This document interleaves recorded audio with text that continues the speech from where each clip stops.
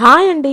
అందరూ ఎలా ఉన్నారు? ఇవాల్టి వీడియోలో most of the non veg lovers కి ఎంతో ఫేవరెట్ అయిన చికెన్ పకోడాని క్రిస్పీగా ఎలా రెడీ చేసుకోవాలో చూపించబోతున్నాను. ఇది చాలా సింపుల్ రెసిపీ అండి. మీరు కనుక ఒక్కసారి ఈ ప్రాసెస్ లో కనుక ట్రై చేస్తే అస్సలు ఆయిల్ పీల్చకుండా ఎంతో క్రిస్పీగా మనకు బయట దొరికే చికెన్ పకోడా టేస్ట్ ఖచ్చితంగా వస్తుంది. సో తప్పకుండా ట్రై చేయండి. దీనికోసం నేను ఇక్కడ హాఫ్ కేజీ బోన్లెస్ చికెన్ ని తీసుకున్నాను. మీరు కావాలంటే విత్ బోన్ అయినా తీసుకోవచ్చండి. వాటిని శుభ్రంగా వాష్ చేసేసి ఇలా మీడియం సైజ్ లో పీసెస్ గా కట్ చేసుకొని ఒక బౌల్ లోకి తీసుకోండి. ఇప్పుడు అందులోకి 1 టేబుల్ స్పూన్ అల్లం వెల్లుల్లి పేస్ట్, 2 టేబుల్ స్పూన్ల కాశ్మీరీ చిల్లీ పౌడర్ ని వేస్తున్నాను. ఇది వేయడం వల్ల మంచి కలర్ వస్తుందండి. మీ దగ్గర ఇది లేకపోతే కాస్త ఫుడ్ కలర్ ని యాడ్ చేసుకోండి. నెక్స్ట్ అందులోకి 1 టేబుల్ స్పూన్ ధనియాల పొడి, పావు టేబుల్ స్పూన్ జీలకర్ర పొడి, 1 to 1.5 టేబుల్ స్పూన్ దాకా చికెన్ మసాలా కానీ గరం మసాలా కానీ యాడ్ చేసుకోవచ్చు. అండ్ అలాగే 1 table spoon salt, 3 to 4 table spoons oil ని కూడా వేసుకొని ఇవన్నీ కూడా ముక్కలకి బాగా పట్టేలాగా నిదానంగా కలుపుకోవాలి. ఇలా కాస్త ఆయిల్ వేసి కలుపుకుంటే అవి డీప్ ఫ్రై చేసేటప్పుడు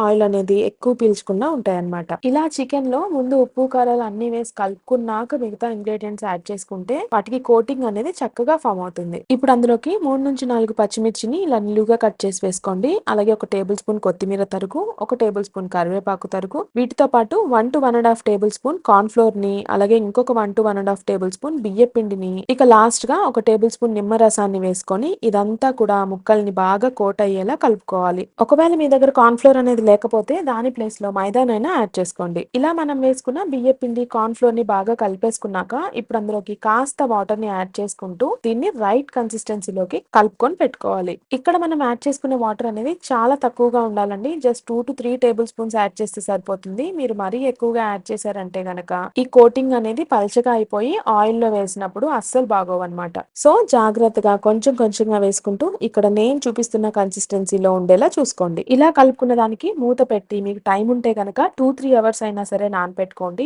లేదు అంటే అట్లీస్ట్ హాఫ్ అన్ అవర్ అయినా నానపెట్టాలి. నెక్స్ట్ ఇవి డీప్ ఫ్రై చేసుకోవడానికి ఏదైనా ఒక వెడల్పాటి పాన్ లో ఇలా డీప్ ఫ్రై కి సరిపడా ఆయిల్ పెట్టుకోండి. మీరు ఇలా పాన్ లో కాకుండా కడాయిలో చేసుకుంటే గనక మనం వేసిన ముక్కలు అనేవి ఒకదానిపైన ఒకటి పడిపోయి స్టిక్ అయిపోతాయండి. సో ఇలా ఏదైనా కొంచెం వెడల్పుగా ఉండే పాన్ అయితేనే బెటర్ అనమాట. ఇక్కడ ఆయిల్ అనేది బాగా హీట్ అయ్యాకే మనం పీసెస్ ని యాడ్ చేసుకోవాలి. మీకు డౌట్ ఉంటే ఒక పీస్ ని వేసి చెక్ చేసుకొని తర్వాత మిగతా పీసెస్ ని యాడ్ చేసేసుకోండి. ఇక్కడ గుర్తుపెట్టుకోవాల్సిన విషయం ఏంటంటే పీసెస్ అనేవి ఆయిల్ లో ఫ్రీగా మూవ్ అయ్యేలా ఉండాలండి. ఒకటేసారి ఎక్కువ వేసేసుకుంటే అవి స్టిక్ అయిపోయి కోటింగ్ అనేది సెపరేట్ అయిపోతుంది. సో వేసుకునేటప్పుడు కూడా విడివిడిగానే వేసుకోండి. అలాగే అవి ఫ్రీగా ఉండేలా చూసుకోండి. ఇలా అన్ని వేసేసుకున్నాక వాటిని వెంటనే కదపకుండా ఒక 2-3 మినిట్స్ పాటు మీడియం టు హై ఫ్లేమ్ మధ్యలో ఫ్రై అయ్యాక రెండో వైపు కూడా ఫ్లిప్ చేసుకొని అన్ని కూడా కంప్లీట్ గా గోల్డెన్ కలర్ వచ్చేంత వరకు కూడా మీడియం టు హై ఫ్లేమ్ మధ్యలోనే ఫ్రై చేసుకోండి. చూడండి ఇలా అన్ని కూడా చక్కగా వేగిపోయాక ఇప్పుడు వాటిని ప్లేట్ లోకి తీసేసుకొని నెక్స్ట్ మిగతా వేయించుకునేటప్పుడు కూడా